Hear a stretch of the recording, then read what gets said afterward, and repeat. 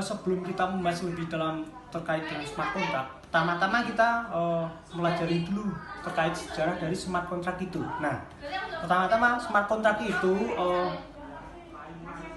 pertama kali diusulkan oleh Nick Szabo pada tahun 1994. Nah, jauh sebelum Bitcoin atau blockchain. Nah, pada tahun tersebut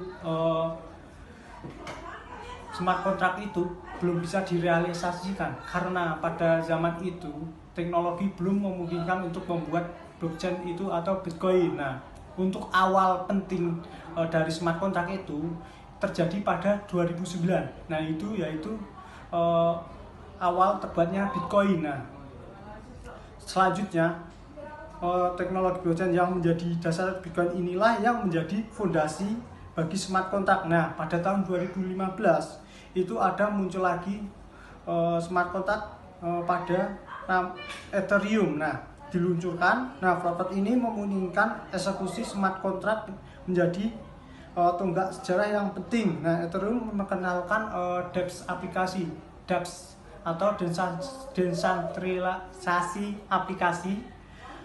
Terus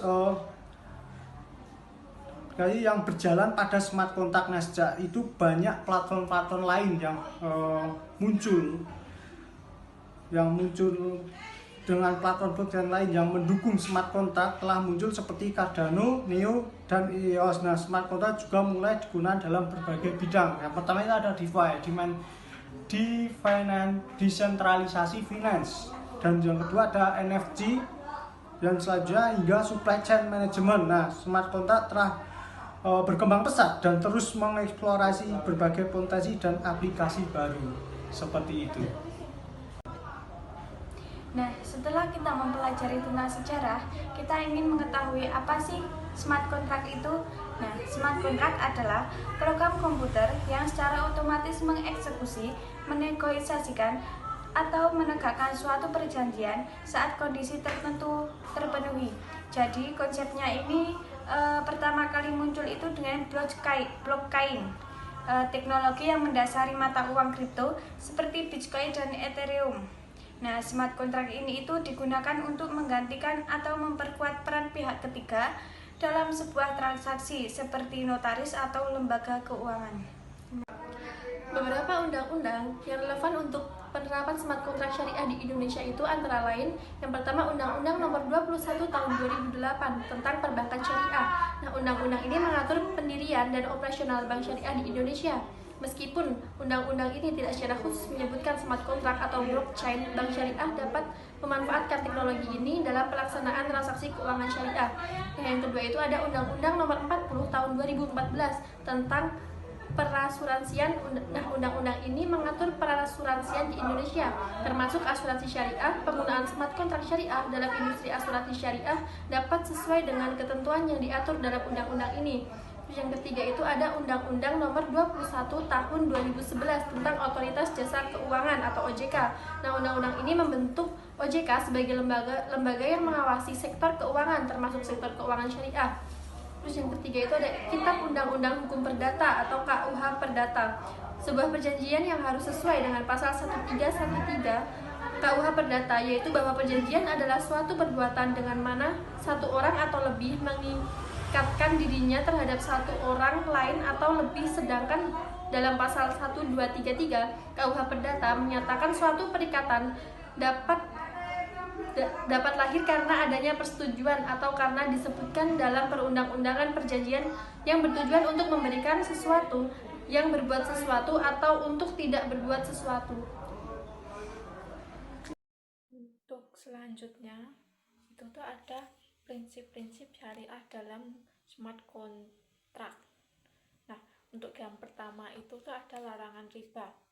Nah, smart contract itu harus menghindari unsur riba atau bunga yang dilarang dalam Islam. Nah, semua transaksi yang dilakukan harus bebas dari bunga dan keuntungan yang secara tidak adil. Nah, kedua, itu keadilannya dan etika.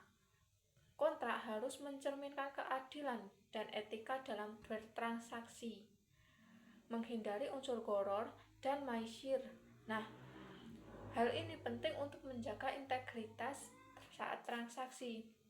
Nah, buat yang nomor 3 ini, kesempatan yang jelas. Maksudnya apa? Setiap pihak dalam smart contract harus memberikan persetujuan yang jelas dan tidak ada unsur paksaan. Ini sesuai dengan prinsip kerelaan dalam hukum perikatan Islam.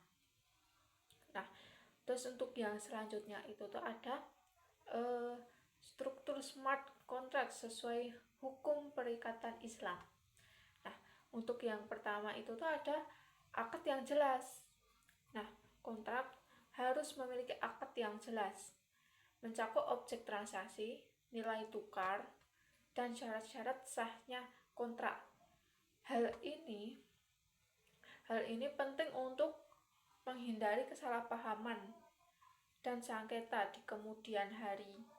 Nah, yang selanjutnya itu ada objek transaksi. Nah, objek dalam smart contract itu harus halal dan jelas. Misalnya, jika transaksi melibatkan aset digital seperti cryptoaset, maka aset tersebut harus memenuhi kriteria syariah. Terus yang selanjutnya itu ada regulasi dan pengawasan. Penerapan smart contract juga memerlukan kerangka hukum dan regulasi yang mendukung, seperti undang-undang tentang perbankan syariah dan perlindungan konsumen. Ini untuk memastikan bahwa semua praktik transaksi sesuai dengan ketentuan syariah. Nah, contoh penerapannya itu tuh misalnya dalam praktiknya smart contract itu dapat digunakan untuk transaksi jual beli aset digital. Misalnya, jika seseorang ingin menjual kripto asetnya, smart contract dapat dirancang untuk memastikan bahwa transaksi tersebut dilakukan tanpa riba dan sesuai dengan prinsip syariah lainnya. Dengan menggunakan teknologi blockchain, semua langkah dalam transaksi dapat dicatat secara transparan sehingga meningkatkan kepercayaan antara pihak-pihak yang terlibat. Selanjutnya itu ada konsep kerja smart contract. Yang pertama itu penulisan kode. Jadi pengguna nanti menulis kode pemrograman untuk menetapkan ketentuan perjanjian seperti apa atau transaksi yang diinginkan. Kemudian yang kedua itu ada implementasi blockchain. Jadi kode smart contract nanti diunggah ke dalam blockchain yang kemudian akan menjadi bagian dari transaksi yang direkam secara terdesentralisasi. Yang ketiga itu ada inisiasi kontrak. Nanti pihak-pihak yang terlibat itu akan saling setuju atau harus saling bersepakat menggunakan smart contract ini sebagai dasar dari perjanjian mereka. Yang keempat itu nanti eksekusi otomatis. Jadi kode ini ketika kondisi dalam smart contract sudah terpenuhi, kode ini akan berjalan secara otomatis. Nanti bisa berupa transaksi dana, pengiriman barang, atau tindakan lain sesuai dengan perjanjian atau kesepakatan di awal. Nah, yang terakhir atau yang kelima itu rekam transaksi.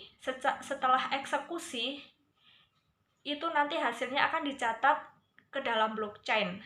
Nah, informasi ini nantinya akan bersifat permanen, transparan, dan dapat diverifikasi oleh semua pihak.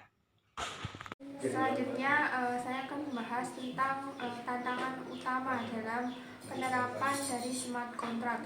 Jadi tantangan utama yang menjadi penerapan adanya smart contract itu adalah kepatuhan terhadap prinsip-prinsip syariah, yaitu yang sudah diatur dalam Al-Quran dan juga hadis.